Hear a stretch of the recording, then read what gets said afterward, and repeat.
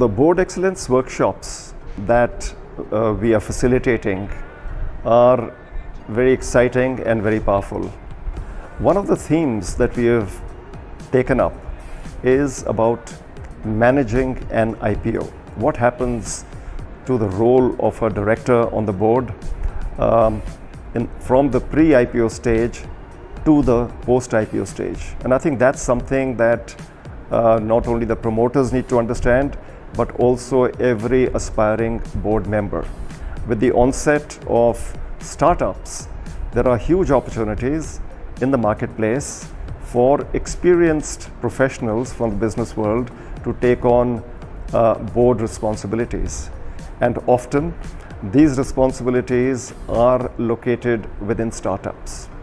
And if someone were to become a board member or a board advisor on a startup, he or she needs to be prepared for an environment which is not necessarily very orderly.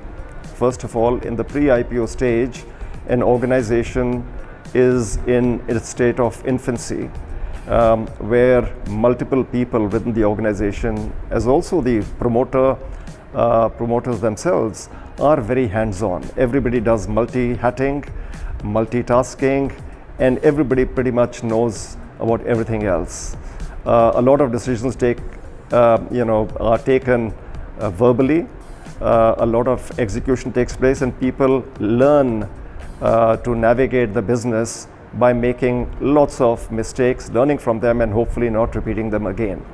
The role of a board member or a board advisor is to guide the promoters and also to coach and mentor the other founder members or senior members of the team on how to run this organization, as to what sort of MIS to put into place, in what way to interact with the employees internally as well as with the external world.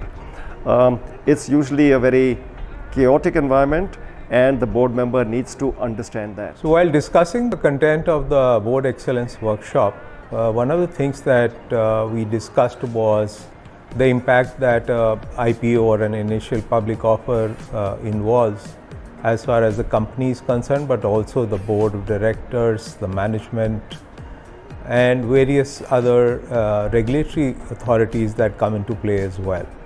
And we thought it would be a good idea to talk about the impact that an IPO has in relation to an organization.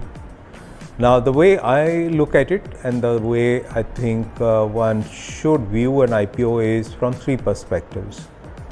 What does it do, or what is required to be done prior to thinking of embarking on this journey?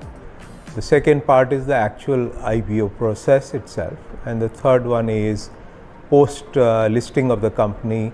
What are the things that the company, the management, and the board need to be aware of when they are on this journey and the actual listing has commenced.